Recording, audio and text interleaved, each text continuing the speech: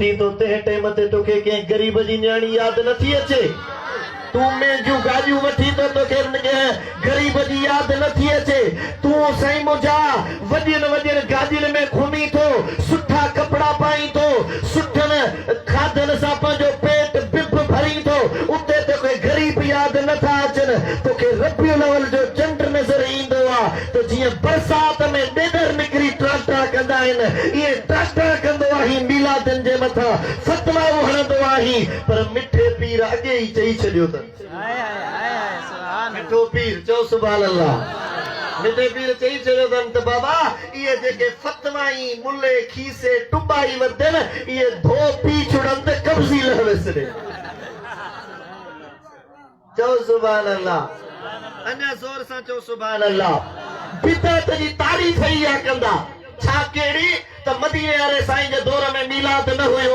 मदीने वारे साईं जे दौर में झंडा कोन हुया बत्तियूं कोन हुयूं। तव्हां छाजे लाइ ही बिदअत नहीं सही कई आहे। मुंहिंजा दोस्तो इहे तव्हां साधवन सुन्नन खे मुझाइनि था। अचो असां सुन्नन जे आलिमनि वटि तव्हांखे मीलाद जे सिलसिले में दलीलनि जा अंबार ॾेई छॾंदा। इश्क में दलील त नाहिनि पुछबा पर जेकॾहिं इन्हनि खे दलील घुर्जनि अल्हम्दुलिल्लाह असां सुन्नन वटि अहिड़ा आलिम बि आहिनि जेके इन मुल्ले के दलील सां ढके छॾनि। वरी जो सुभान अल्लाह। महबूब जे दौर में मीलाद हुयो छा? अबू बकर जे दौर में हुयो छा? त पोइ चाचा जे अबू बकर मदीने वारे साईं जे दौर में चई तो त मीलाद न हुयो हे सुन्नन बिदअत कई आहे। पोइ मूंखे ॿुधा छा मदीने वारे साईं कॾहिं बिरयानी खाधी आहे छा? सीरत जा किताब खोले ॾिसो छा महबूब ने कॾहिं बिरयानी खाधी आहे छा? तुंहिंजे मदरसे में 4 तेगू अचनि ॾिसजा कीअं थो बरो ॾेई वञी। शागिर्दनि खे लफ बि न ॾींदे सदके जा बकरा खायो थो वञी। छा महबूबनि कॾहिं 5 लख रुपए जो आईफोन हलायो हो छा? सीरत जा किताब खोले ॾिस हदीस पाक पढ़ी ॾिस पूरी जिंदगी मुझे महबूब मदीने वारे साईं शलवार न पाती आहे। हबीबन करीमन पूरी जिंदगी मुबारक गोद में गुजारी आहे। पोइ तू बि कॾहिं कराची में गोद पाए घुमंदो माण्हू हीरो हीरो चवंदी ईअं कंदो मुला कोन कंदो चवंदो बिदअत आहे। अरे बिदअत आहे त पोइ ॿुधा छा महबूबनि जे दौर में बुखारी शरीफ़ हुई छा जेका तूं मदरसे में पढ़ाईंदो? मुस्लिम शरीफ हुई छा तूं मदरसे में पढ़ाईंदो? हुजूर त कच्ची मस्जिद में निमाज़ पढ़ियो। हुजूर जे सहाबन पढ़ी जेमल कच्ची मस्जिद ठहियल हुई बरसात पवंदी हुई त विचण मां असाबन जे मथां पाणी किरंदो हुयो।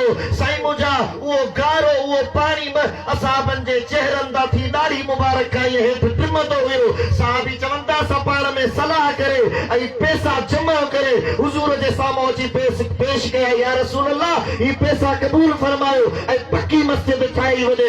साईं दा फरमाए त पक्की मस्जिद जी का बि ज़रूरत न आहे मुंहिंजी मस्जिद कच्ची ई हूंदी। पोइ ॿुधा तो पंहिंजे मस्जिदुनि में टाइल बि लॻाई आहे शीशो बि लॻायो आहे मार्बल बि लॻाई आहे। छा हुजूर जे दौर में इहो हुयो छा?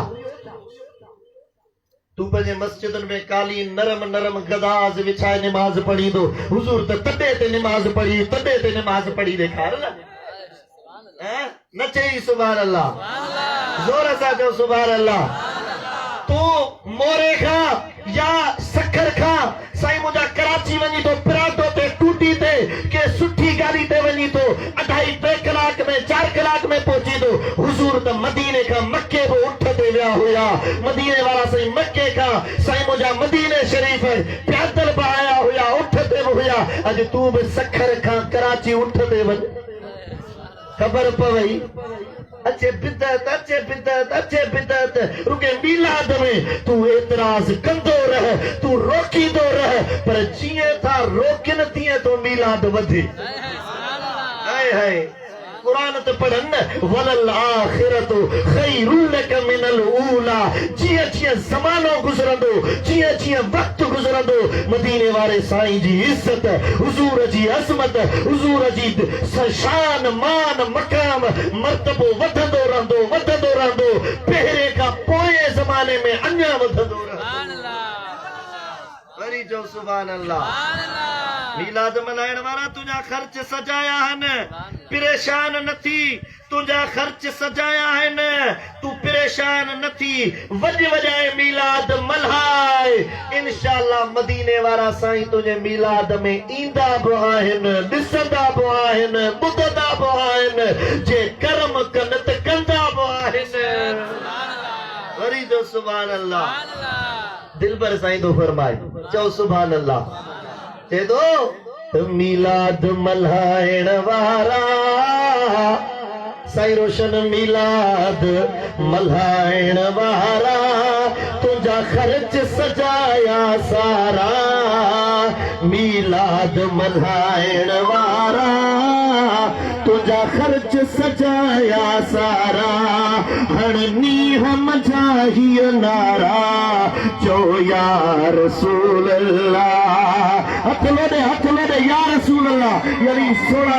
महबूबा सा हाजिर आयो चो या रसूल अल्लाह जे झंडा ना आहिनि हथ लोडे झंडो हथ सजे के बनायो या रसूल अल्लाह सभई चो या रसूल अल्लाह मिलाद मल्हाइण वारा तुझा खर्च सजाया सारा हण नीह मझाही नारा चो या रसूल अल्लाह सभई चो या रसूल अल्लाह ओ मिलाद अमल ईमानी इहा नीह वारन जी निशानी मिलाद उहो कंदो जंहिंजे अंदर में ईमान हूंदो मिलाद उहो कंदो जेको सचो पक्को मोमिन हूंदो इते हिकिड़ो ज़हन में सवाल पैदा थो थिए माना जेको मिलाद न करे उहो मोमिन नाहे ईमान वारो नाहे मतलब इहो नाहे त मिलाद रुगे हिन झंडियुनि सां थींदो आहे बतियुनि सां थींदो